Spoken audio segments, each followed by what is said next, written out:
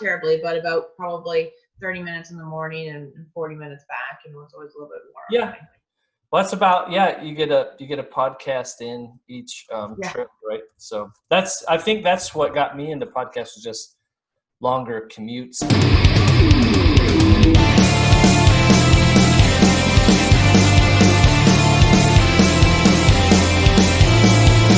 But roughly 9 years. One time he liked one of my LinkedIn posts and actually on a comment, he did the thumbs up. Wow. And I was like, man, I should take a picture with when Mike Holmes likes your picture, a picture of me. I never did it, but.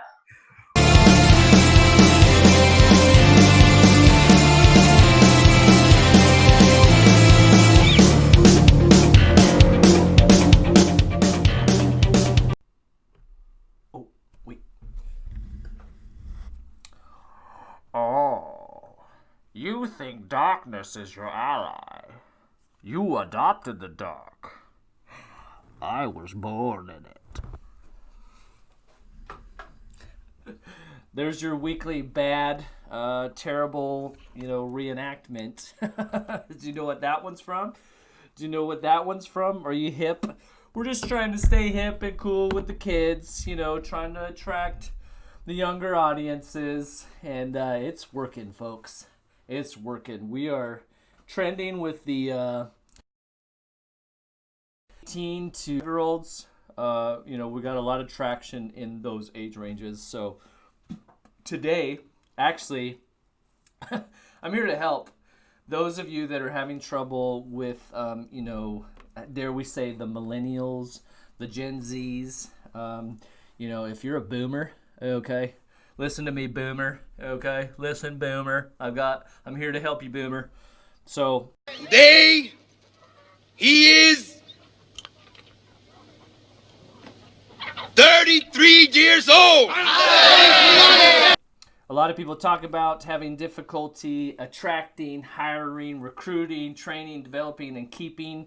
And our guest today, Shannon Tymosko, hails from Canada, just to the north of Buffalo in Toronto. I got a little bit of a geography lesson as we were preparing for this. She's known as Lady Voltz, Empowering Today, and she transitioned into the skilled trades. She is a electrical apprentice with IBEW Local 105. So, and she's an ambassador for Kickass Careers. So, she's going to talk about her transition into the skilled trades and then some of her insights on helping people. She was in management prior to being in skilled trades, and then now dealing with managers in the skilled trades. And those of you that have, we're actually we're on point today. Bowers Plumbing hoodie. We're repping the skilled trades. Got the All-American hat on, and so here we go. So we're here with, again, Shannon Tymosko. We've got some great insights. She has a really awesome quote. We want to thrive, not just survive. So if you're a career-minded professional, that's the mindset you want to have. How do I thrive, not just survive?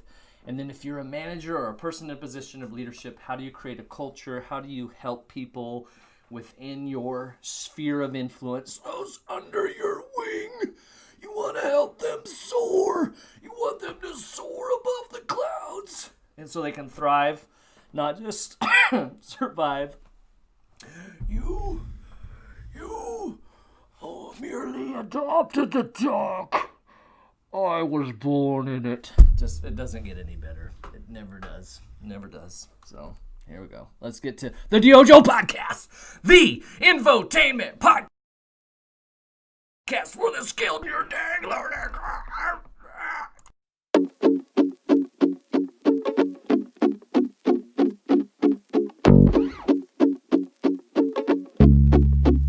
We are here with Shannon Tymosko. She's an electrician apprentice in Toronto, Canada, and a ambassador for Kickass Careers, right? So we're talking about the skilled trades, and we'll be diving into your journey into the skilled trades, and then how to help other people get in that. So before we start, I had a question for you as well. I'm writing that whole little short blurb. Sweet. That I'm gonna write up. Yep. So I often run the things by the guys at work because I think they have sometimes good ideas. So Sure. I ask them, okay, so small things that led to a positive or negative result within culture. And I thought of it as culture, like within the company, like company culture, environment. And they started throwing out all these left field ideas like, oh no, he means like this. And I'm like, no, now you got me confused. And so what are you looking for, just to clarify? Yeah, no, exactly that. And that was, I think a lot of what you wrote in that post, I think maybe it was like a month and a half ago, right? We were talking about just, hey, if you do these things differently, you might attract more young people into so that was kind of the thing. So the book is about how small things lead to either enhancing or undermining your culture. Right. And so, and that can be, everybody has bad days. So sometimes somebody in management can just have a bad day. And so trying to help people understand, just because someone yelled at you once doesn't mean you're in a toxic culture. But at the same time, if they're yelling at you all the time or people are out of control and there's no opportunities, then so yeah, you had it right. Well, I'm trying to, because you've asked for like some examples, and it's weird how I just went through an experience at work. Okay. Culture related. My flair. Yeah. Or your lack of flair, because I'm counting and I only see 15 pieces.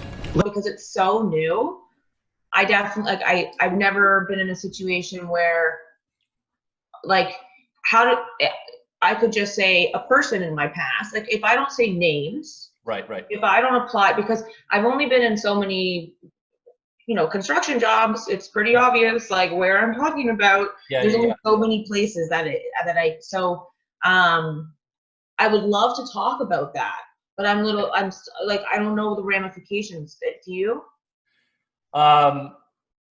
Well, so to be honest, I don't, this isn't super widely distributed, right? I mean, we've got some really faithful listeners. The majority of our listeners are in the States, so I would love to talk about it. If you feel comfortable talking about it, I would stay away from names. I mean, the likelihood that guy's listening to the podcast, I don't know. I was just writing out one of my chapters is talking exactly about that, is like sometimes the people that are jerks have the most to teach you. And so you kind of have to make that calculation. Okay, can I endure this for 6 months to get what I need to go to the next job and be that much better? And so, it's unfortunate, but it is not everybody sometimes the nice people don't have as much to teach you, so which you're probably learning in the trades, so. Yeah.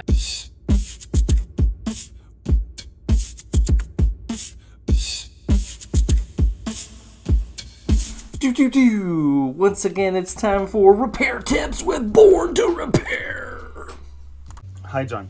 I'd like to talk a little about filters because many people ask me about which filter I would recommend. Many people use these filters, but these filters, even though they are reusable and you can wash them, actually a lot of dust can go through the filter and clog a DHU. And that's why I recommend this type of filter. As long as you use the right size and replace them on time, they'll do a much better job than the other one. So this one, for example, you can clearly see that it was overused. If you overuse a filter, it will also clog a DHU. And this one, for example, has stones in it, has a washer in it.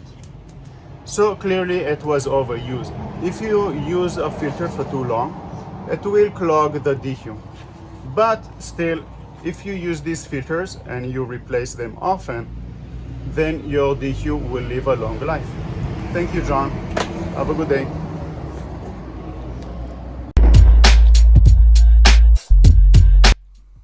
There you have it.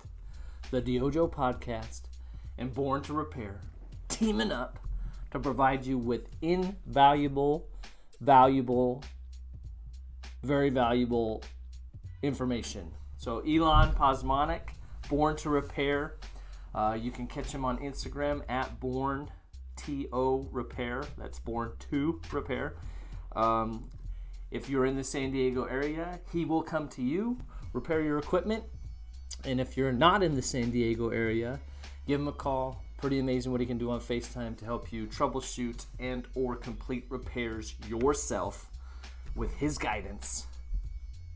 Pretty amazing what technology can do. Looking sharp and purple. Elon, thank you. The DYOJO Podcast, the infotainment podcast for the skilled trades, helping you shorten your dang learning curve with amazing guests and friends such as Born to Repair.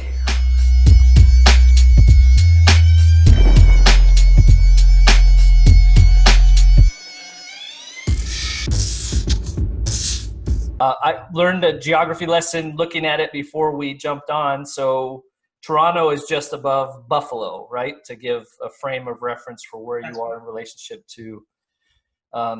One, you were telling me you're best friends with Mike Holmes, right? He liked one of your LinkedIn posts, and you're a superstar in the making, right? Maybe.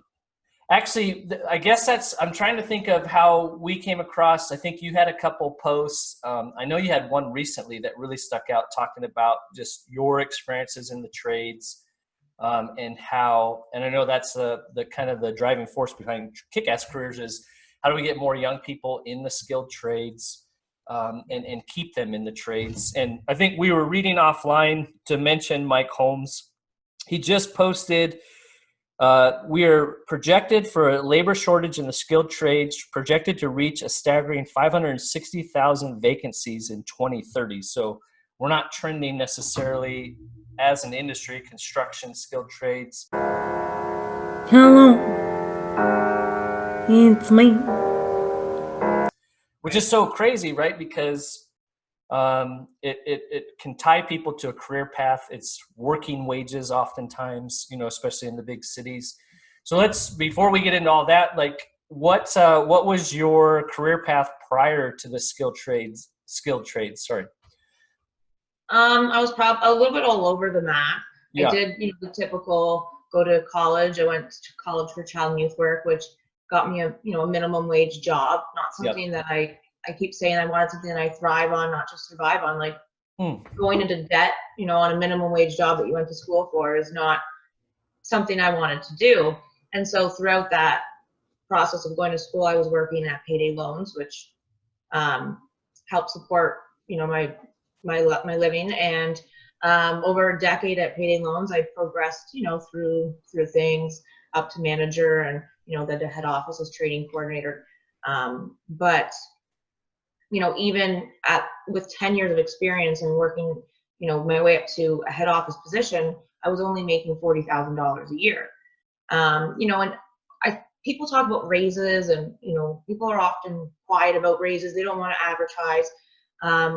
And 50 cents, $1. These are the kind of amounts that people are often being given. Yep. And then once you get to salary, they talk about percentages. 3%. For good performance, 5%. And you start doing the math on that, and it really only works out to 50 cents, $1. Same thing an hour. Yeah. And as a second-year apprentice, which I just recently became, I get a raise. So that means after only 1 year of employment in the field, not 10 years, 1 year of employment in the field, I did the math, 27% raise. Okay. I got a $4.48 raise, and I officially make more than I've ever made in any of my previous jobs before. Yeah. And so that's just with 1 year of industry experience. Yeah. Hands-on on the tools, learning, just starting to learn the craft, and so, again, I wanted a job that I could thrive on and not just survive, go into debt, this economy built on debt. But, in working through Payday Loans, I've seen a lot of people struggling through debt. Yeah. And so I know I still have only a little bit compared to a lot of people, but that just wasn't enough for me. I needed, I wanted to have some wants. I wanted to have a home one day. I wanted to, not have to pick a car because of its price, but because I want it. You know what I mean? So,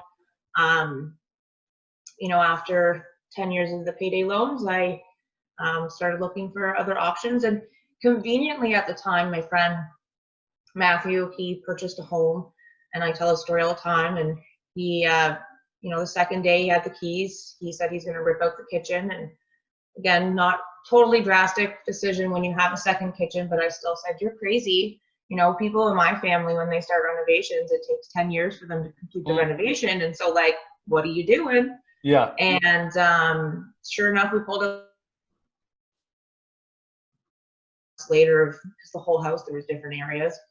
I just really learned that I enjoyed that. Like, ripping down a wall on a stressful day is really nice. Yeah.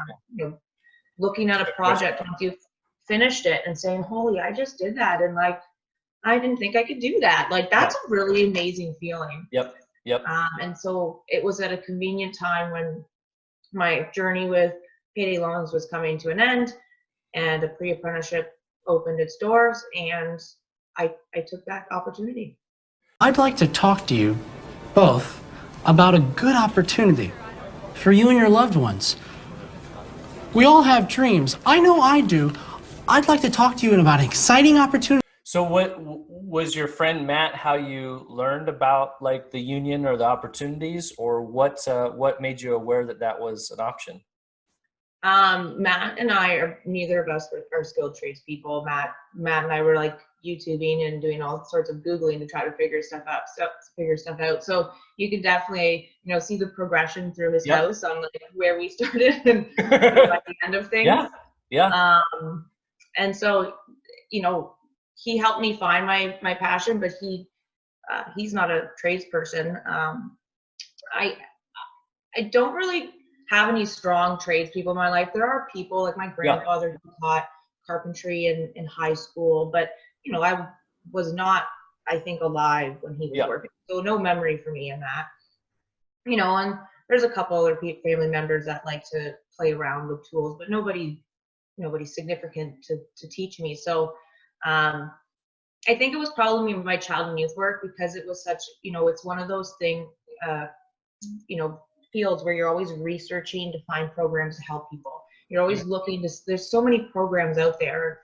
And so I don't know if that helped lead me to, I don't even remember how I came across the original program that I did. And here I am. Yeah. Well, when I got out of high school, or actually, I guess I was still in high school, we would visit nursing homes, and we would, sing and visit with people and whatnot. And I remember we went into this one room, and there was this lady that was really bound up. Her name was Geneva. And I still remember, I can still picture her in my mind. And we were like, hey, can we sing for you? And, if you've ever heard me sing, that's not much of a treat, but having the guest was, and thankfully we had other people that could sing. Well, she asked us to come over, and she said, hey, could you put my dress on and do my makeup before the people come in? And I'm like, I don't, I said, I'm the last person, you want doing that. And she's like, no, I need this done, before we have the guests come in. And so I remember I like rang the buzzer or whatever and asked like a nurse to come in, and they came in. And she's like, hey, put my dress on and put some lipstick on. And I could see the dress. It was like this really pretty burgundy dress that was right there on her door. And the nurse was like, psh, and just like walked out and like didn't even say anything. And we're like, and I remember thinking like, that's not right. There's something wrong with that. And so as we left that day, I think some of the girls from our group helped her put makeup on. Obviously we didn't help her with the dress, but I walked by and I was like, how do you get a job here? And they're like, well, you fill this thing out and you take a class. And so I did that. But at the same time, it's kind of like you're talking about, some things that you do don't lead necessarily. It was very fulfilling work while I did it. But by contrast, I was working there. I think I was making maybe after training like $7.25 an hour. And then I was flipping burgers at Woody's in Moses Lake, and I was making like $7.15 an hour, or I might have that flipped. I don't remember, but it was disproportionate, And I remember a nurse talked to me, and he was like, you're intelligent, if you're going to stay in this field, you need to get your nursing degree. and kind of challenged me that way. And so it is interesting how just different tweaks in life, like your friend saying like, hey, let's do this kitchen. And you're like, I like this, this is a lot of fun. Oh, wow. Good. Should we point out the optical illusion that despite what it looks like,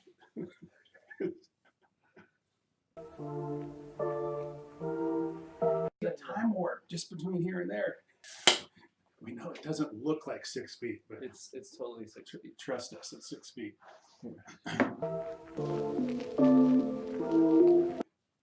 Yeah. Okay. Let's see. So your chapter, the working title is "Don't Call Me Manager," Yeah. and then you share a story in there about Diane, right? Mhm. We're protecting the Yes. names of the innocent. Yes. So their stories. But the gist of that is, which is understanding the language of your people, like the limitation sometimes we place as managers or leaders on people is actually the reverse, right? It's Yeah. our own. So what can you tell us about that concept and how that light bulb in the chapter actually is, so even that there's some consideration that's to be made for, is this person appropriate for the job that I'm trying to hire them for? But we do that same kind of thing all the time, where we maybe hire an extremely introverted person who's quiet and probably has some skills, but we hire them to be the person that's greeting people at the front door, answering phones. Yeah.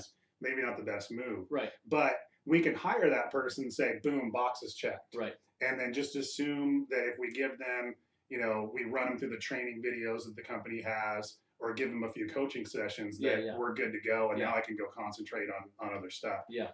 And what that does is it just creates this perpetuating problem where, if you compound it, you maybe have people who are mismatched in their roles all over the place in their company. Right.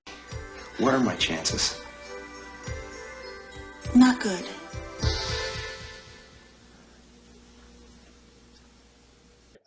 And you, in my opinion, in my experience, what I found is you're actually better off being shorthanded in a department, waiting for the right person, than just checking the box and hiring the first person that comes in who's got a pulse and a driver's license. Yeah. So that's kind of where my start was. But then the other side of that was, I was like, but what about situations where you got an employee and they're, by most standards and metrics, they're a good employee. They show up to work every day. They put in a good effort. They're not, they get along well with other employees. They kind of have the baseline essentials, but they're just underperforming in a given department. In their role. Yeah, and then you can go, do I need to maybe take this person who's by every other standard a really solid employee and move them to a different department? Maybe they're better in a different role in this company, or maybe I'm shaping the role in the wrong way. Yeah. So like with we'll call her a character, she's based on a real person, but Diane in the chapter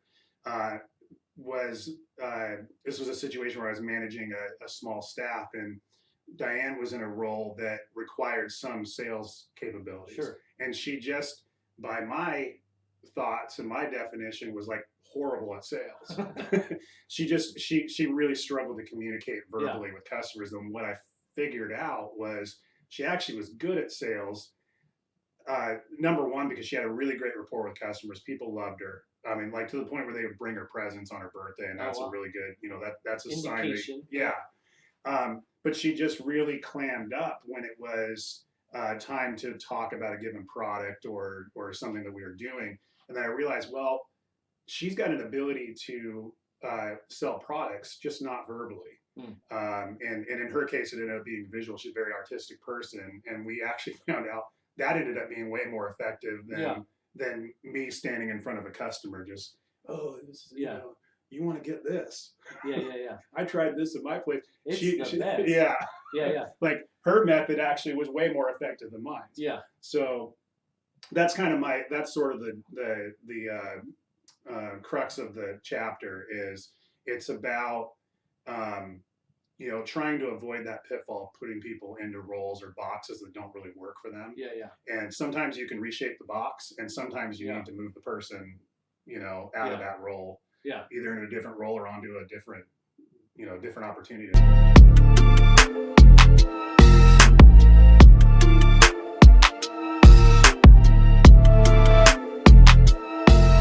Was that we'll have to edit this part out.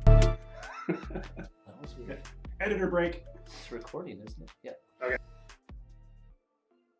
And so you signed up for an apprenticeship program then? That's what got you into the trades?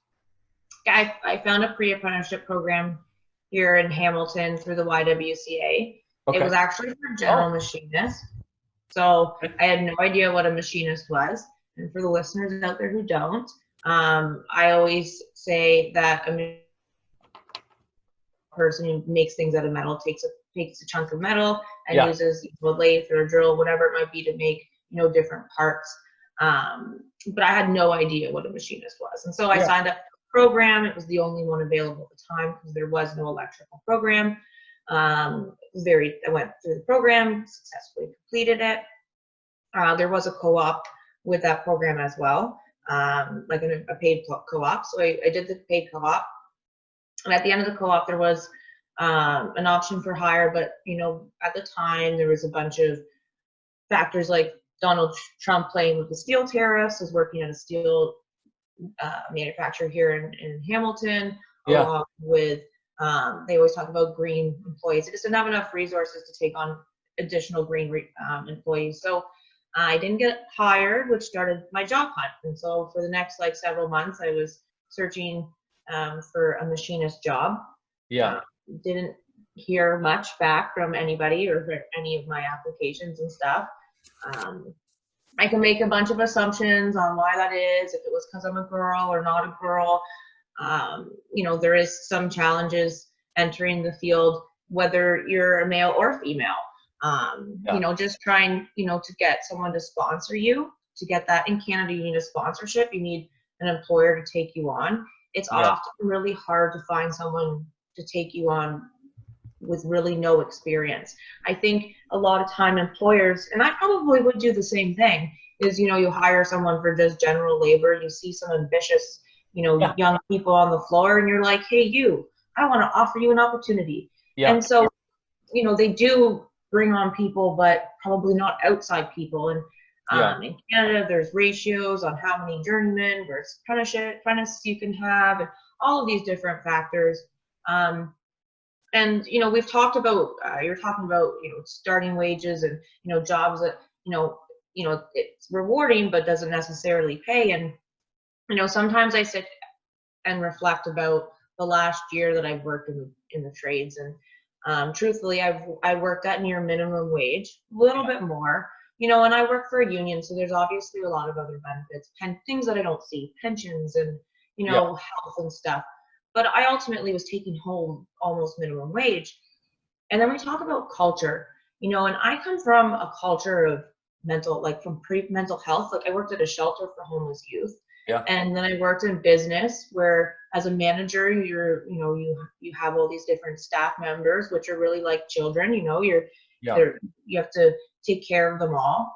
And so that's the culture I came from. And then I entered the trades where I took a pay decrease.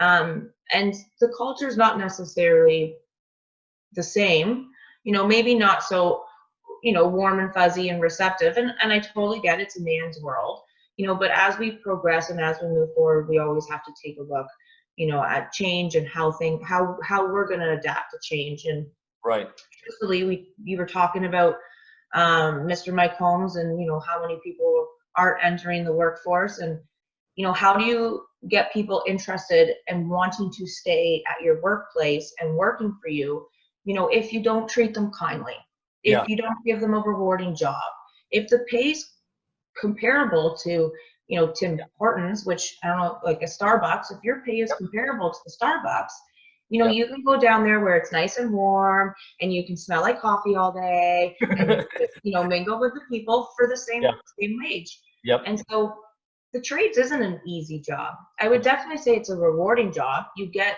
what you put into it, but it's not an easy job. How do you keep people in a job? It's about retention, you know, not just how do you get them interested, but how do you keep them? I can't believe we drove around all day and there's not a single job in this town. There is nothing, nada, zip. Yeah, unless you want to work 40 hours a week. And I've seen, you know, charts, I don't remember where, but I've seen charts along the way that talk about how many people register as apprentices versus how many actually complete their full year journey to become a journeyman. So the numbers are drastic on how many people drop out. Why? Right, you've already got them interested. It's like, stop chasing people who aren't interested. You already got some interested. Let's talk about how we keep them. Do you think there's some, like some people, traditional tradespeople would say, you got to weed out the weak ones, right? Like there's some, almost anything worth doing, there's some level of, I had to get through X to get there, right? Like the military, you have to get through boot camp or whatever. I think a lot of people, and maybe it's archaic, right, is like, you know, you've got to buy your time. And there is a value in that, right? I think you're just kind of starting to turn the corner where you're starting to get more opportunities and those kind of things, right? So you're now part of a group that made it. So you want the positive aspect of that where people are like, no, I bought my time. I dug the trenches. I did the crap work, right? Like in property restoration, exactly like you're saying, like, I can tell people, hey, you can work at McDonald's for $15 an hour, or you can crawl through a crawl space full of poo water. Right. They're like, and managers in our industry are like, I don't get it why people don't want to do this. And it's like, they're not dumb. They're smarter than us. They said, no, I can make the same amount over here doing this. But you got to tap into meaningful. And maybe we need to take a look at like the pay structure for apprentices. And, you know, I told structured experience. So you get paid a fraction or a percentage of the journeyman's rate so that it accounts for your lack of skill and your lack of knowledge and the fact that the journeyman's going to have to teach you. I totally understand that. But, you know, weaning out the weak ones, like just because like that doesn't make someone weak. They makes them smarter. They're like, I don't need to tolerate this. Right. You know, perhaps the weak ones, you know, just like are the ones just tolerating it, to be honest, and the stronger ones that are the ones that are walking away. And you know, I remember working in my previous payday loans, and my manager would talk about buy-in, and I say to my current boss all the time, what you want from your employee, you don't want your employees to fear you. You want your employees to want to work for you for free. Yeah. My foreman Shane, if he asked me, I need you tomorrow, Shannon, to work an extra hour, I can't pay you, whatever. I would say, you know what, for you, I'd do it for him. I'd work that extra hour for him. And he does not, it's because I know he's got my back. Yep. I know that I can trust him. I know that he actually genuinely cares about my safety. Yep. You know, don't tell me you care about my safety and then ask me to do something that's not safe. Right. You know, or put me in a situation where, you know, because I am a girl, maybe some people want to see me fail. Don't put me in a situation where I have to contemplate my safety versus impressing you. Like, you know, and so there was this situation I at my site months ago. Anyways, long story short, there was this big fan, this industrial fan. I've never seen someone carry it before. I've never carried one myself. I don't know the real weight of it. And so when I saw it and I was told to move it, I just kind of was like wobbling it back and forth. I didn't have to go far. So like, why hurt myself? Right. Until someone saw me and they said, oh, he said, in fact, you better be prepared to lift 100 or 200 pounds as an apprentice. And I said, legally, I don't have to do that. I said, but don't worry, I got this for you. And I pulled it on my shoulder and walked down the hallway on my back. And I said, I got it. Don't worry. No worries. Yeah. But like, I was perfectly fine doing it the way I was doing it. You know, like why push me in that direction just to see if I can do it? I can do it. But even that, like you're talking about safety, I think what people don't realize, and a lot of managers, I mean, there are some really just crappy managers, right? That works. I think a lot of times we just do things that we think are norms, right? And then somebody asks a question, and you're like, I guess I never really thought about it. You know, I'm trying to think of an example where some of the best thing you can do is bring people from outside your industry, right? Because they ask you questions like, well, why the heck are you guys doing that? And you're like, I don't know. We've just always done it that way, you know? And so I have like the perfect example, and I talk about it all the time. And I worked at this one branch for years. It was the manager. I like seen people come and go. We had a Tassimo coffee maker and a sink. And I think I'm quite intelligent. I don't think I'm stupid by any means, but I would take the Tassimo container off to the sink and fill it up for years and years. Yep. I hired a new employee. New employee came in. She went to go fill up the Tassimo container, and it's an extendable handle. She pulled the extendable handle to the Tassimo container. And I went, oh, wow, how stupid am I? Like, for years, I just didn't see how simple that was. It was in front of my face, but I've been doing the same thing for so long that I didn't even see it. And, you know, I think it's really important to learn, like, to remember that, you know, and that's why change people, especially the trades, it's so hard to, you know, get people to change or to, you know, get them to think of something new. Oh, it's always worked like that. Well, just because there might be a better way, let's try it. Yeah. You know, let's give it a go. Go out and look for a job. The word today is job. J-O-B. You hear me? Yeah. Go look for a job today. Well, and that's, I think I've over the years, you know, coached a lot of people and built teams. And I think that's one of the hardest things for young people.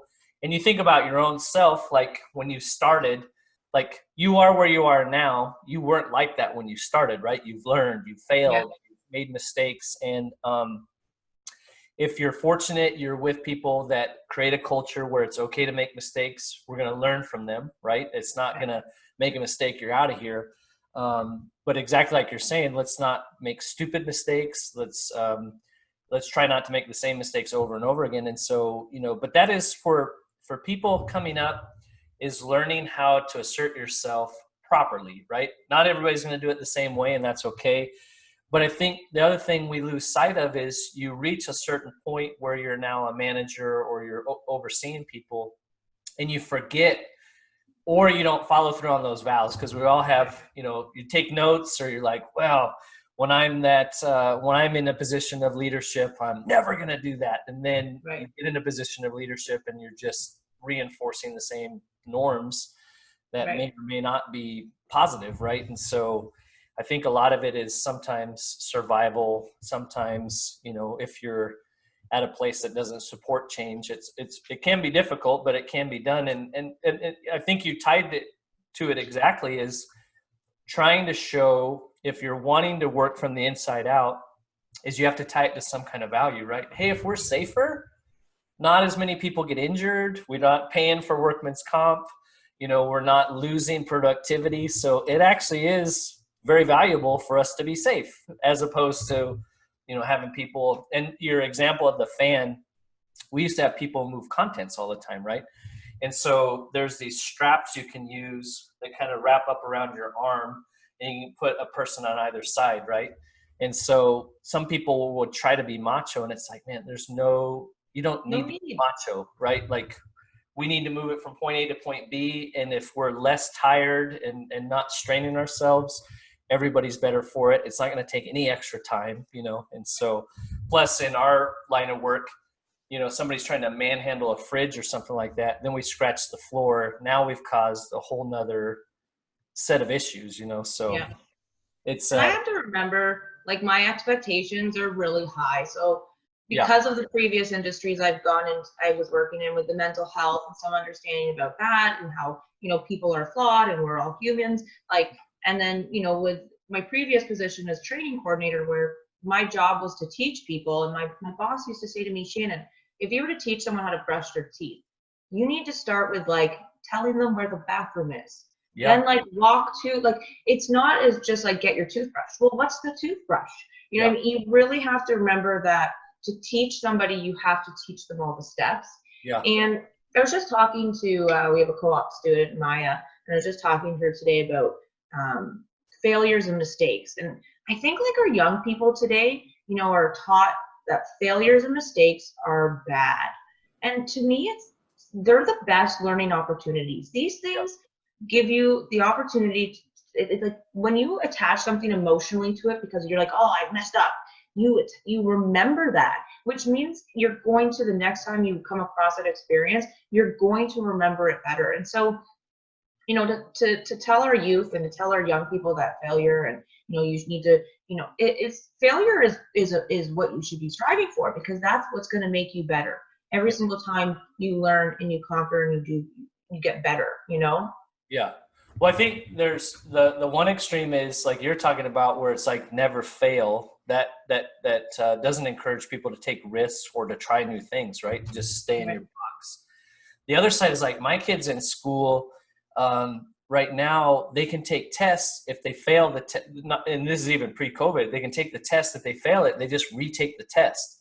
And it's not like they go through a process where it's not where you can. We used to be able to get extra credit if you retake it or re-answer or do an essay or something like that. And it's almost in the other extreme where it's like, there are no mistakes. It's like, no, there are mistakes. You can screw something up and it can really hurt people or cause problems. So I think you've got to communicate to people like, you know, these are mistakes. You made an error. You know, shit the bed or whatever, you know, but that doesn't mean we're getting rid of you. We're going to own this and we're going to learn from it, and we're going to figure out how to fix that. And so I can remember I got to a spot, I can't remember what the issue was, but somebody had like broken something, and I asked, and I was like, hey, this thing's broken. Who, you know, broke this? What happened? And it was this, you know, everybody's pointing fingers, right, and saying that. And I was like, no, you don't understand. That's not what I'm asking. I'm asking what happened. And then, because if I know what happened, we're not going to call you out. Obviously, everybody knows we're a small team who did it. But, okay, what led to that? And one example was we had, it sucks so bad, the person that did it, there was this china cabinet, and the lady had brought back like some of this plates from like Germany or something like that. And she was like, and it was a fire dam. She was like, all the things in the home, those are the only things that matter to me. Mm-hmm. So everybody knew that. And we had two of our really skilled techs that did contents. And unfortunately, thankfully they had packed everything out. So when they got to this top shelf, and the combination of fire and water, they were stuck to the glass. Oh, no. And so when they picked it up, it like lodged the shelf down. It shattered the whole thing, and it shattered some of those pieces.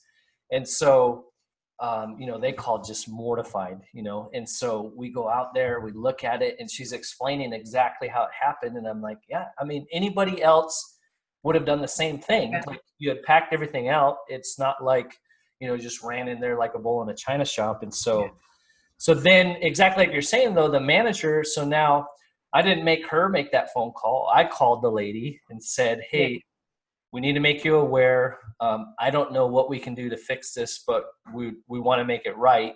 But this is exactly what happened. And thankfully, she had met the people. She had been out there with our team, and she was like, I know, you know, those two employees that were working in that area, you know, they're very delicate. They were taking extreme care. You know, it really sucks that it happened to be those pieces, but I know from them. So I think accidents are called accidents. Yeah. Because they weren't planned. Yeah. Not like somebody tried to make something happen. Right. And I often will text my boss, Shane, like just a picture of something. And it's to let him know that it's broken. Make sure that okay, I think it's not right. Is this the game? Like, this is how I fix it. Game plan, and then go. But he's like, oh, I don't know who did. It doesn't matter who did it. I don't care how it came to be this way. But let's fix it. Yeah. Because I don't want this headache later. Well, that's like you're talking about culture. I remember one of the first people I learned from, his rule was, and he would tell us every time we had a meeting, I don't like surprises. So if something gets messed up, I want to hear about it from you. Because if I hear about it from you, we can, you know, put a solution together, as opposed to if the customer calls and said, hey, your people broke all this stuff, you know, what's going on? You're not in control of anything. If we communicate, you know, and exactly like you're saying, if you can text your boss and say, hey, I'm not sure, or this doesn't look right. And they're like, okay, let's, I mean, progressively, obviously what you want to ultimately doing, and I'm sure that's what you're doing, is come to them more and more with answers and just, I'm just checking, right? It goes from, hey, I don't know what the heck I'm doing, to, hey, I'm pretty sure I know what I'm doing, I just want to check, to, hey, does this look right? Or especially if it's something new or something complicated, right? So I like that. You should always be informed, just so that, if you're going to cut into a piece of drywall, or, if someone's going to come and ask them down the road, you want to be prepared. And so, definitely you got to respect your coworkers and and think about the people coming behind you, right? Absolutely. So you might be that person. Karma's a thing, people. Karma is a thing. Absolutely. Yep.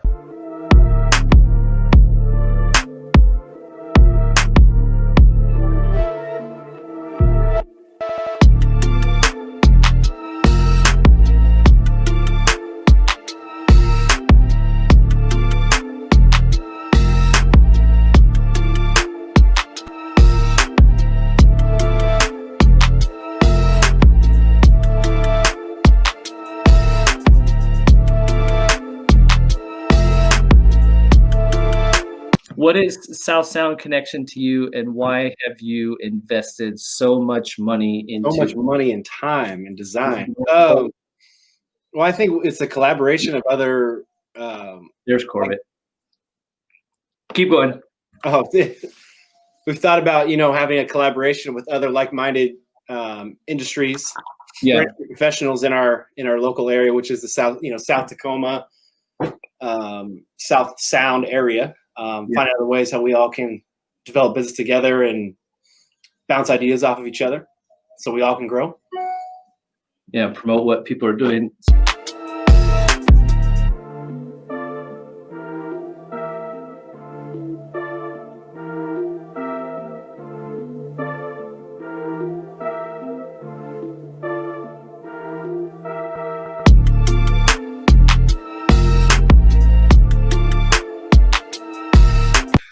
We checked, it's streaming live on YouTube, and I believe it's on Facebook. So I thought for some reason it streamed to Instagram too, so I might have to play with that. But this is really cool. But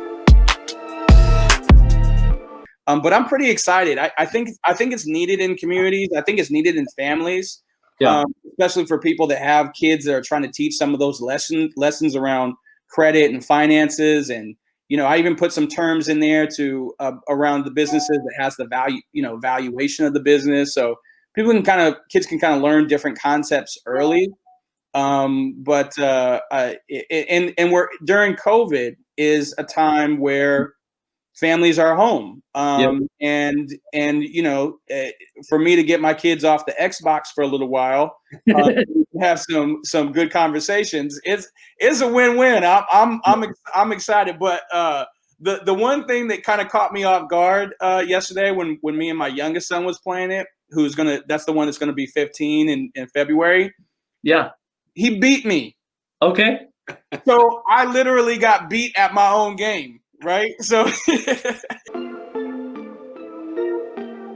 like your game is trying to go more in that spirit, right? There's maybe more health, or wealth doesn't always equate to happiness or health in a community, right? If it's not properly utilized. And that's kind of what you're trying to encourage people, is to think of, more the whole picture, right? Yeah, it kind of blew me away when I went and looked at the backstory of Monopoly too, because I started kind of, doing some research of my own and understanding these different models and perspectives from the Monopoly game. Yeah. And I would say from my I think this game is more middle ground. It's not like Monopoly, try to get all the money, all the resources, and then you win. And it's not this everybody gets money and everybody. It's somebody, you're not taking away from someone else to invest in your business and entrepreneurship. So I think it's more middle ground of invest in ideas, invest in business that provide a service. And you're going to have to pay for services if you land on the spot. Right. But there's these actual social impact cards, and So there's two ways that you actually, there's a number of ways that you earn points in the game or win the game. It's how much wealth you establish at the end of the game. And it's also how many points you have. And so at any time when it's your turn, you can invest in these social impact cards. Some of them are related to environment or sustainability or affordable housing. And they're actually weighted more. You get more points than having the cash alone. So you'll win by being able to have enough businesses where you're generating more wealth throughout the game, more income throughout the game, and you'll actually win. You have a better shot of winning if you take some of that money and as much as you can without going bankrupt, and investing them into community and social impact projects.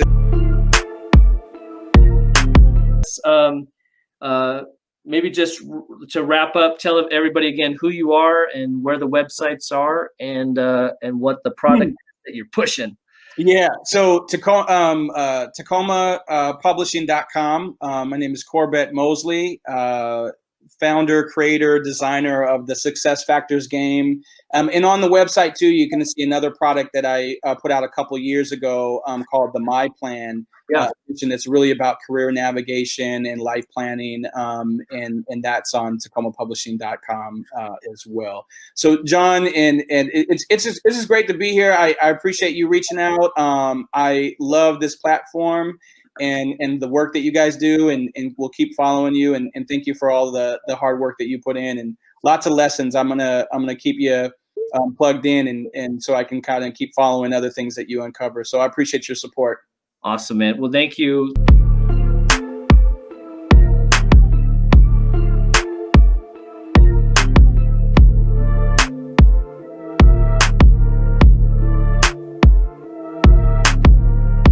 So tell me more about, you got involved with Kickass Careers.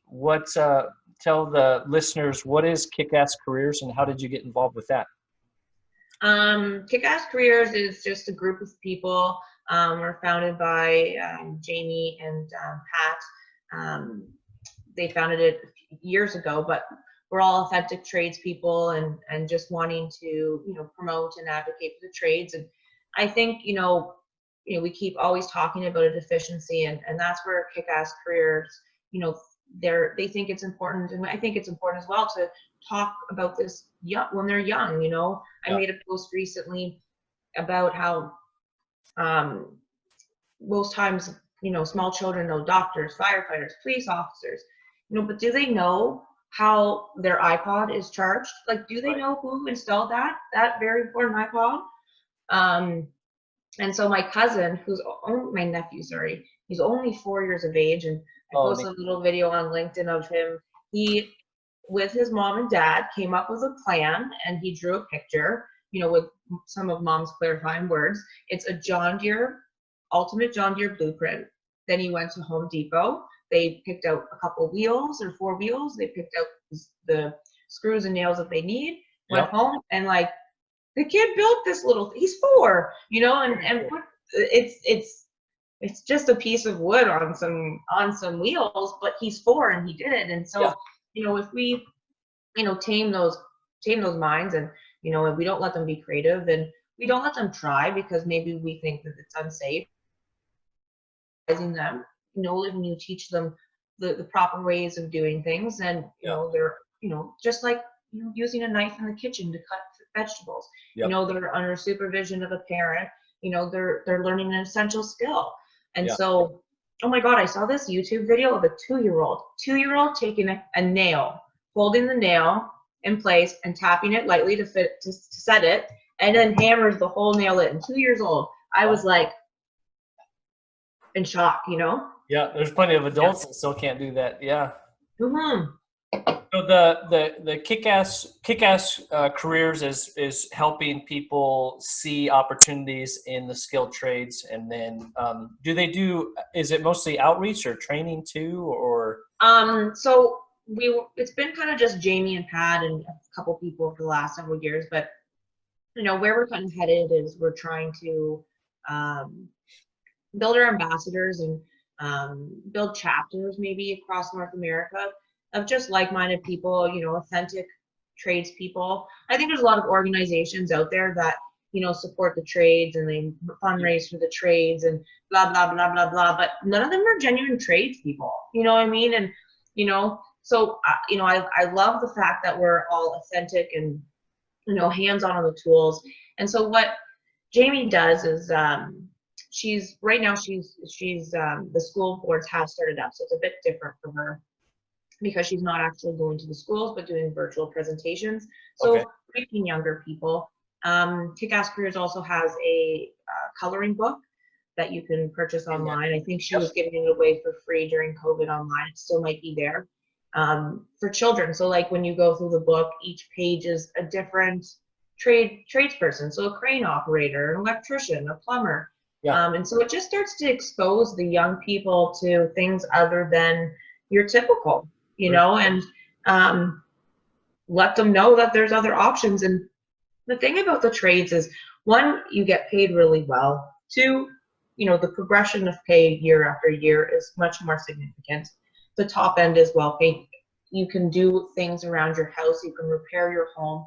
There's often pensions involved. You're normally working for companies that are normally quite profitable, so you don't have to worry, you know, about, you know, not getting those kind of compensations. As a tradesperson, you're always normally in demand. You know, there's always a job. There's a brotherhood, a sisterhood, a community of tradespeople, and again, you have that ability to thrive, not just survive. And the thing is, you don't come out with a bunch of debt. In Canada, I'm not sure in the States how the process is, but in Canada, your employer often will pay you to go to school, tuition at school, and then the government actually pays you unemployment insurance while you're in school so that you can afford to take the time off to go to school. They don't give you that when you want to go to university. They're like, here's your Ontario student loan. Like, no, and then I get a grant. So like when I graduate, because they are trying to encourage people in the trade. So there's so many different things that the government is trying to do to encourage people, you know, and then I get a grant. I finished trade school. Here's some money for you from the government. I didn't get that when I finished child youth work. Got a little certificate and a minimum wage job. Like, so, you know, people often think that the trades are for undereducated. The trades are a dangerous place. And, you know, I argue that we're a dirty place. I argue that we work, you know, in quite often very safe environments.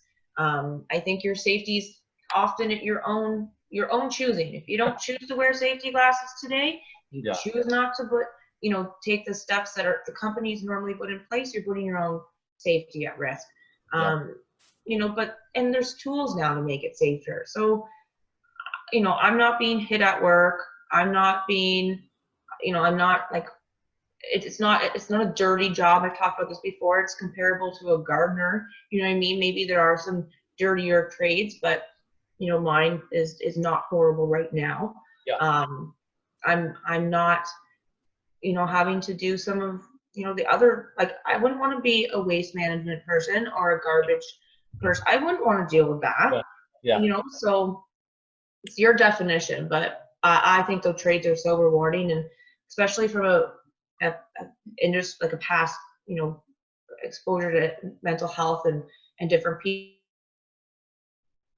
for people's mental health and well-being. I just, you know, along with the pay, which allows you to live, you know, that's important for sanity as well. You know, it gives you physical health every single day. You're doing something for yourself. I will never go choose to do all the stairs that I have to do at work. But I have to do them at work, and I'm getting paid to do it. And so it doesn't feel so bad. But I wouldn't necessarily do that. And, you know, when they talk about this society, like, especially right now with COVID, so many people are sitting at home, you know, depression now, seasonal depression starting to kick in for a lot of people. Well, the best thing for depression is exercise. You know, what are people doing? They're literally like walking from their bed now, like 3 steps to their computer. You know, they're not even having to make the morning commute to work anymore. And so the trades keep me young, and I could rave about the trades forever. I just feel like there's so many benefits, you know. Well, so you went to school, got the job, climbed the ladder, right, and found it was. At pay today. Yes. Sorry. Pay today. So climbed the ladder, found it wasn't as rewarding financially or stimulating you, mentally and physically. And so you decide to make the change. You take a step back to take a step forward, but it's not like you just snap your fingers and all of a sudden. So it sounds like the machinist, you went after that, but found similar. There were some barriers and pushback and those kinds of things. When did you make the change into electrical? How did that come about? After several months of applying for machinist jobs, the YWCA in Hamilton, they were running the same programs again. It was the next year, but this year they got funding. That year they got funding for the electrical program. Okay. And like I wanted, like, because I was doing some of that stuff with my friend Matt, and that's what I originally want. And I know the nice thing about electrical is like I can do side jobs. I can take my tool bag with me. Machinists cannot take their lathes home. Right? Like the machine is screwed to the ground. So there's no side job often opportunities. And so when the program came up, I applied and please let me in, just please. I know I already had one, and they were generous enough, and they let me participate in the second one, and that's how I came. Yeah.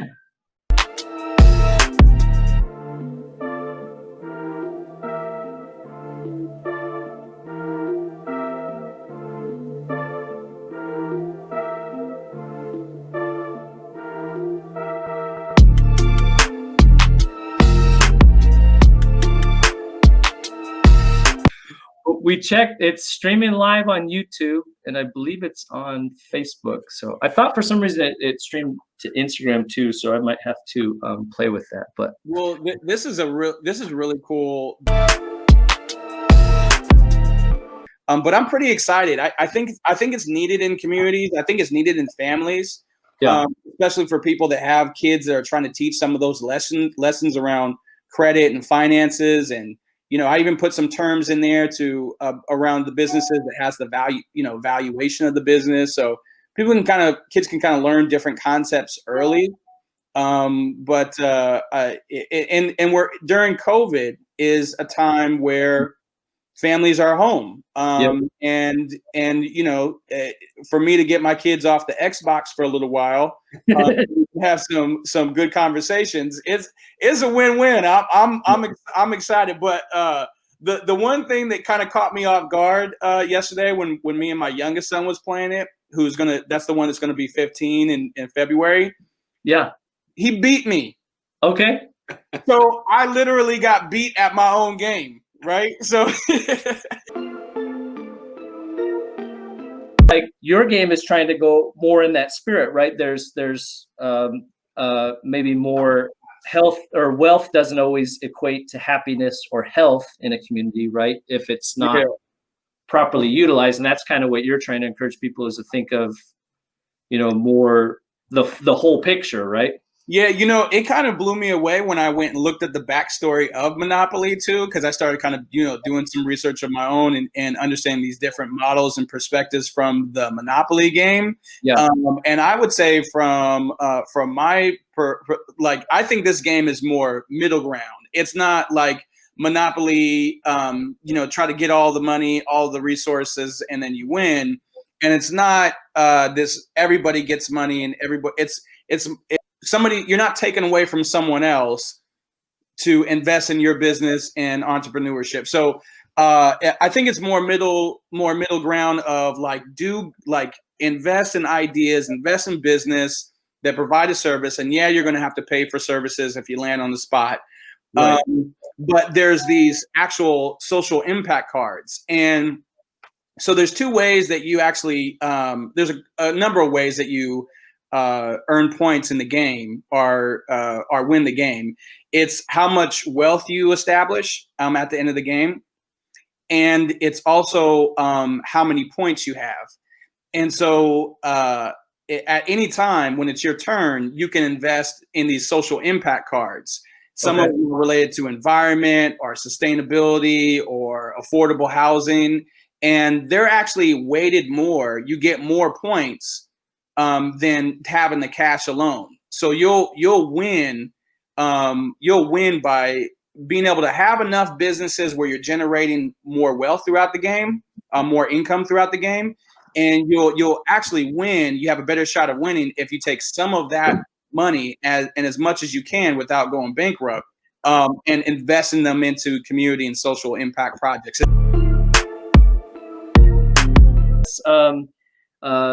Maybe just to wrap up, tell everybody again who you are and where the websites are, and what the product is that you're pushing.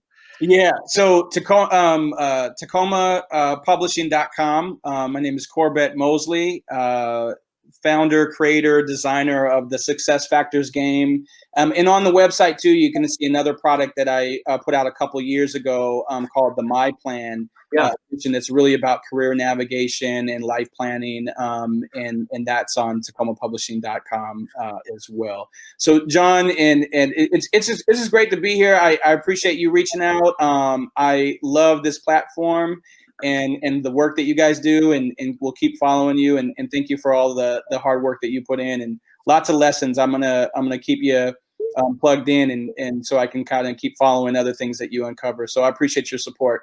Awesome, man. Well, thank you.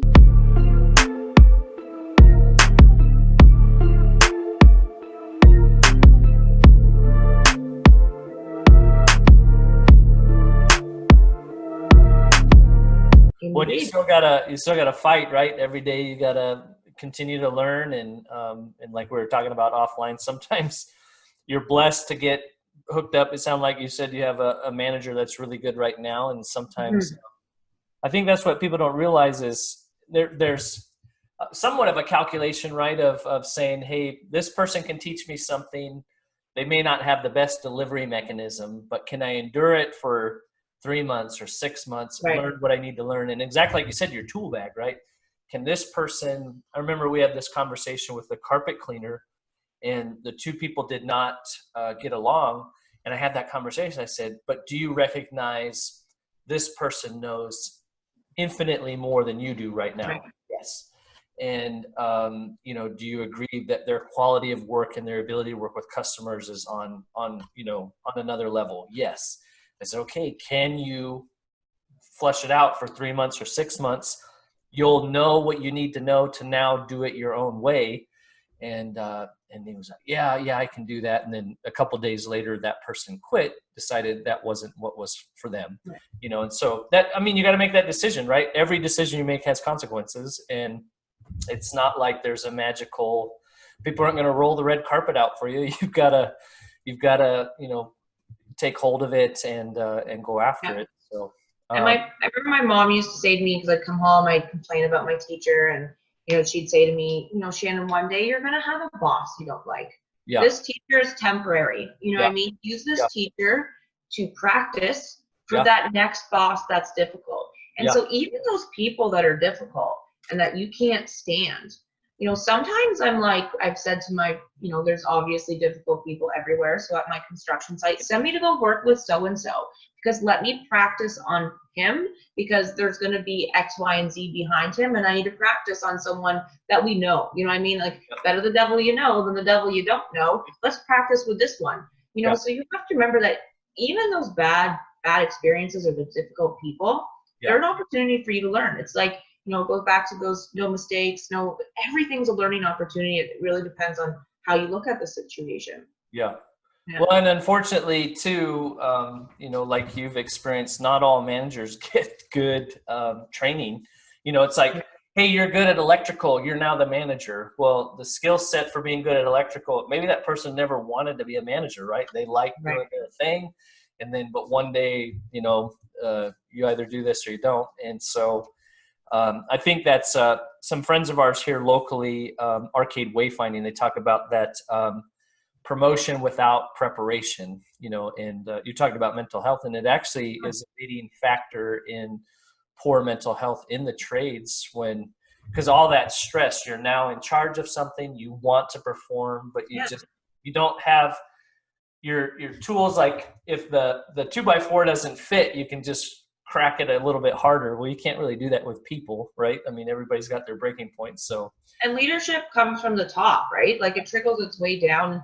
Yep. One of the barriers for construction is that often, you know, that person who's been promoted to that manager or foreman position, they're the top person at the construction site. So if they need guidance, they need leadership, they're persons at head office, you know, an hour away or wherever they might be. So it's hard to really, you know, set up that kind of ladder of leadership, you know, down the and so unless you had a good mentor that was able to groom you to be that next leader and be that next foreman, you know, I feel actually bad for these guys that, you know, take on these big projects, you know, and like you said, like, you know, they get burnt out, you know, mental health field, we know all about burnout, but if you were to talk about that in the trades, you know, they would never use that term, but it happens. And, you know, mental health is so important. No, and I don't care. I'm going to tell you, he came. Human touch needs to just make its way to the construction site. We just need to remember that we're all human. We're all flawed. We're all going to make mistakes. You're going to make that mistake tomorrow. Sometimes I'm like driving down the road and like someone does something and I'm like, and then I'm like, Shannon, shut up. You did that like 2 weeks ago. Like you can't. Yeah, you can't, everybody's flawed. You can't get, you know, you got to remember that you're going to be late. And so, you know, be kind to your neighbors, you know? Is that the idea with Kickass Careers, is kind of like networking with other people in the trades to be able to talk about, hey, I'm trying to learn this, or I'm having this issue, kind of help? Is that the bigger vision you mentioned, like chapters all throughout where people can talk about unique challenges that people face in the trades and kind of? Well, I think that's a nice thing about our Kickass Careers is we do have that kind of network. We can help each other out. But I think like Jamie's kind of vision and mission was that, and I think it's true. I think when you want change, sometimes you need to start young. And so, you know, that was her real mission is, you know, let's introduce this to the younger people. Let's start talking. You know, career fairs come to school, McMaster, UFT, all of those big universities show up, but where's the trades? Where are they representing? And so, you know, I think it's a nice community, especially, you know, when, you know, there's not many women on the construction site, you know, but there are a lot of us. It's just we're connected kind of differently. And I've kind of gotten into social media a little bit more. I've been really kind of heavy on the LinkedIn thing, but over on Instagram, I've been watching all these, you know, these trades people. They have fun trades names. They're making their own stickers. And so I got creative. And so I ask the guys at work things all the time. So I've been trying to get good fun names and like, guys, let's think of some fun names. So like we threw out Miss Moret and like anything Sparky's taken. So don't even think about Spark, Sparkles, or Sparky, you know? And so one of my coworkers, Aaron, he came up with Lady Voltz. And I was like, oh, I love, because Lady Sparks was taken, but Lady Voltz was not. And so I was like, that's my new name. And then I thought I want to make a sticker. And so like now I'm starting to make reached out to, I'm not very computer savvy. I got a guy to make me a sticker, and this same Aaron character, he at work, he comes up, because I wanted, my initials are Shannon Tymosko, so S-E-T. I thought it would be fun if I could come up with like something that kind of mirrored that. So one day I went down the road, I want to make a little business. It could be like Set Enterprises or something. Dream big, you know? So Aaron comes up with she's empowering today. And I'm like, oh, dang. Okay. So, you know, my trades brothers at work, you know, as much as they're, you know, they probably get a giggle at watching me, you know, taking this little ambassador route, because, you know, here's this girl who only has a couple years of trades experience and she's got so much to say, right?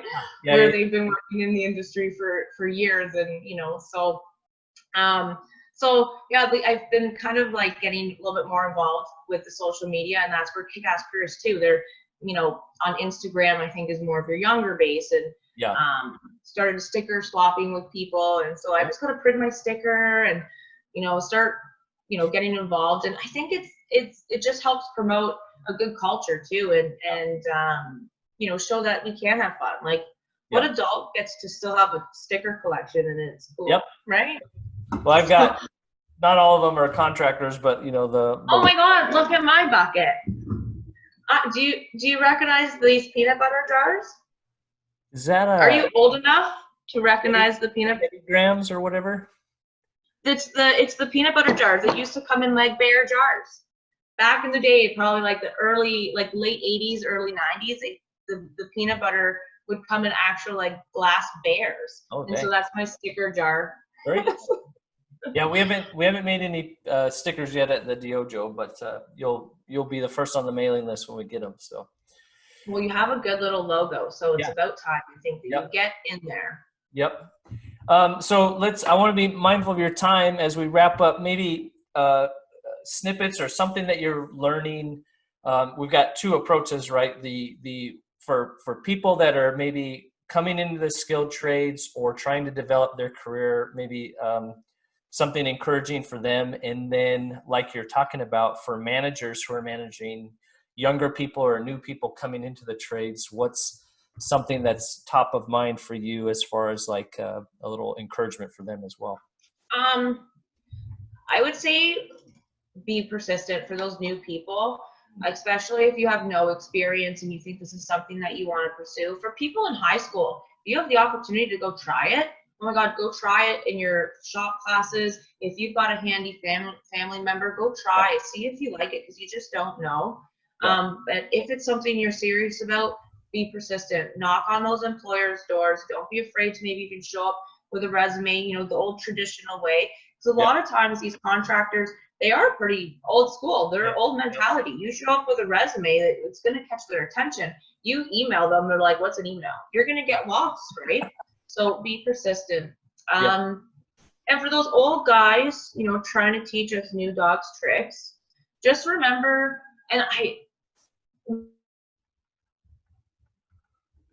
is that it's like a whole new language. It's like all of a sudden you knew there was Spanish, you knew there was French, but now you just discovered there's electrical, and it's like a whole new language, and they're new words. So you're a little kid again trying to remember the word.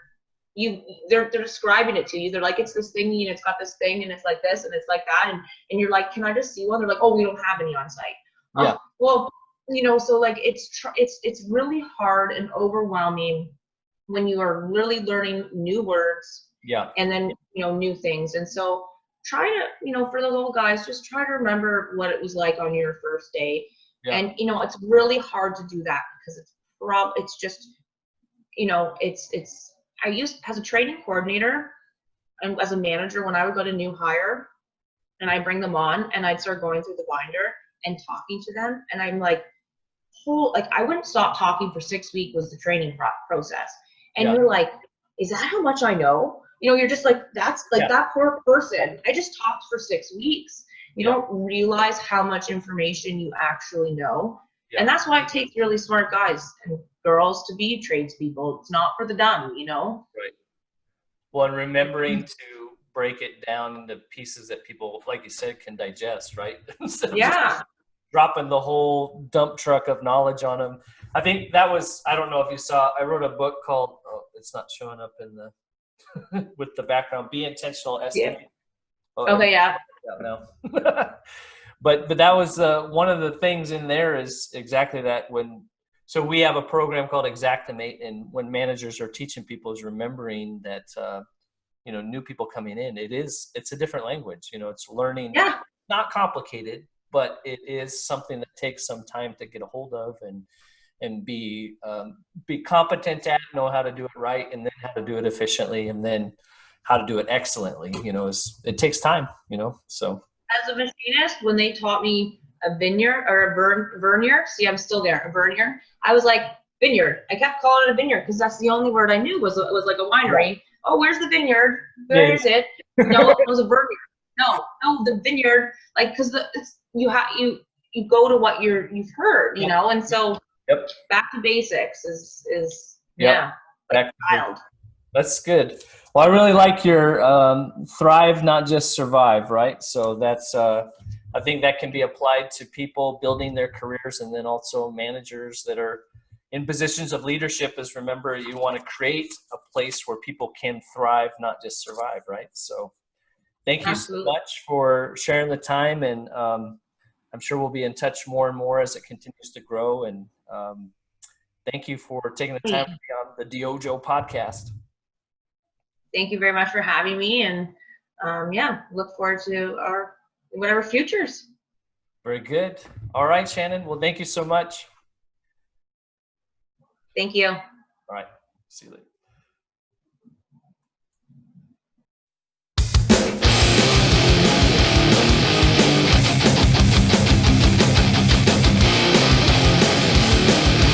And you start having these headbutts. So one of the big things that I encountered right out of the gate, I got the job. They moved me to Colorado. I was already there for a storm. They said, we want you to stay with your family indefinitely. I said, I'll give it 2 months. Ended up being there 2 years. But I go in, they're like, establish a daily program of, we'll be the company that's here. Walk into one of our partner shops, right, DRPs that we're working with, and they're just accusing us up and down. You're stealing from us. You're stealing from the insurance company. And I'm like, what are we talking about? Show me what's going on.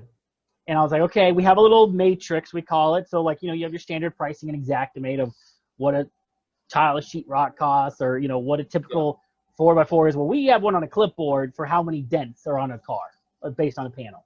And so I'm like, okay, so show me how we're stealing, because this is an agreed upon thing. And she was like, basically smacked it out of my hand. I was like, I'm not using your sheet. That's wrong. I'm like, okay, do you have a sheet you guys use? She's like, yeah, here it is. Same thing. It's the same thing, just didn't have my logo on it. Okay, cool, I'll use yours. All right, now walk me through how we're stealing money, right? Let's establish the box. And so she did, and she just didn't know how it worked. She didn't know that there was things we call markups, and like there's a 25% increase if it's aluminum or you don't have access. And so with them, a lot of times it was just establishing the box itself. So we got paid what we were owed. It wasn't even something special. It was like, let's just get all on the same page here with your own rules and guidelines. But my gosh, having that conversation, and even though they're adversarial, trying to turn it to like, hey, I'm on your side here. We're doing this together. And you talk a lot about that in your book, which I loved. And it's like, how do we get the insured back on the road, but yet everybody gets paid so we can keep doing this to help other insureds? Because we can't do it if we're not making money. So I think that you guys, I'm sure, encounter that switch of, cool, let you define the boundaries. I'll let you define the boundaries. Show me your guidelines. Show me what box I have to work in, and let's see if we can come to agreement using that. Then you find that one thing you need and go, but that in our case, that roof rail, we can't do it for that. This is why. Let me explain it. And they're like, oh, wow, we fit everything else. Yeah, we'll make an exception, make a good note, and that makes sense. Yeah. Yeah, that's everyone says that, Xactimate sucks and the program sucks and the negotiating sucks. And it's like, well, exactly like you said, okay, well, let's break that down. Like, what are they rejecting? And everybody knows, you should know after a while, there's certain, with each carrier, there's certain red line items, right? That's, they may be legitimate. Hot buttons, they're hot. Yep. And that's what there's somebody in a claims center, right? That's like got their, just like you said, a metric sheet, and they're like, no. So you got to figure out how to write it legitimately for something. You can find that box. They're not blocking the in dollar amount. What they're blocking is, I saw one guy charge $60 more than everybody else for this. We're going to say, no, everybody else charges 50. You can't have 110. So let's stop that.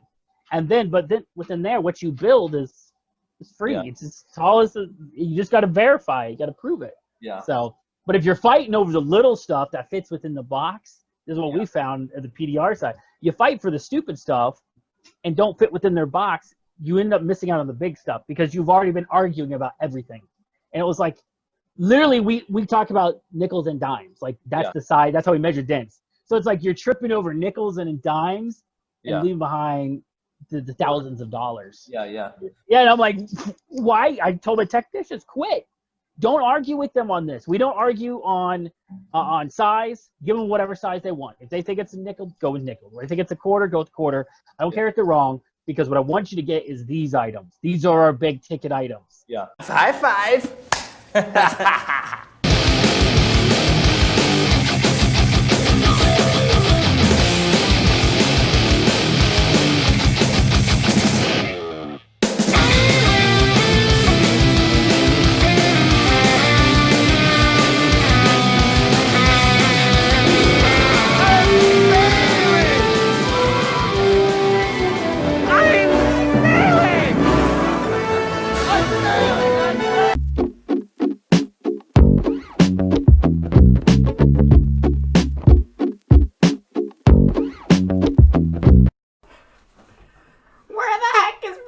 mean?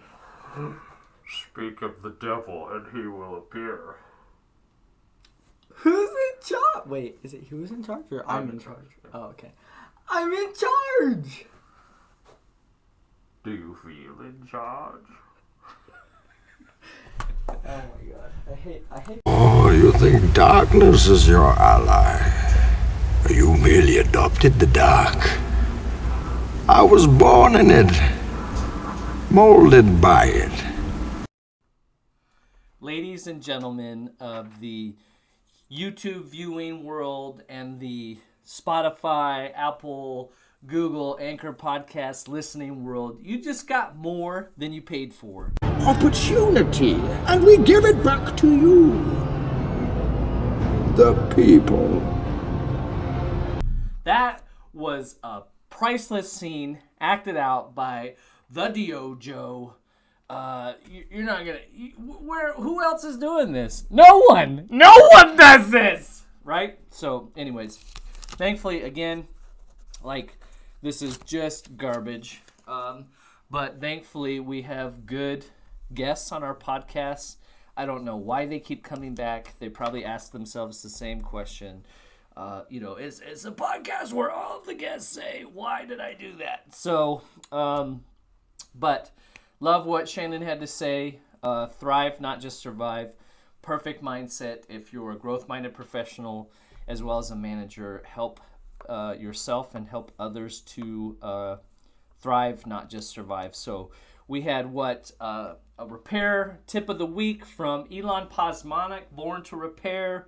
We've got Luke Drager talking about his chapter in the upcoming to be released book number 2 from the DYOJO, Be Intentional Culture, which is a collaborative piece. And then we kicked off our South Sound Connection episode number 1 with Corbett Mosley. So he's got a game, Success Factors, that he created, designed, is publishing, and it's designed to help parents and families play, have fun, family time, and teach economic principles. So I'm super excited. We've got a copy on order, and then last week, and that's TacomaPublishing.com if you want to check that out.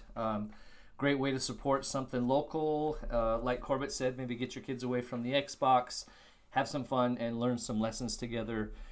And then last week we had Chris Stanley with IA Path. That was episode 38 of the DYOJO podcast. He's got a clip in there talking about tripping over nickels while just letting thousands of dollars go by. So good stuff. Thank you as always for listening, watching the DYOJO podcast. Please like, share, subscribe, do all those things. We're on YouTube, Spotify, Apple, Anchor, blah, blah, blah, blah, blah. You got our pages on Facebook, Instagram, Twitter, LinkedIn, all of the things. We're not on Parler. Sorry, boomers. But we'll see you all next time. The DYOJO Podcast. The DYOJO. The DYOJO Podcast. The DYOJO Podcast.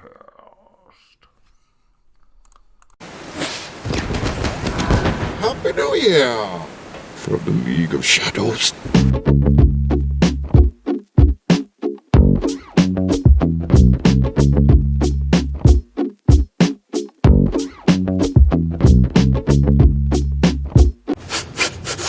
This is the stupidest thing I've ever heard.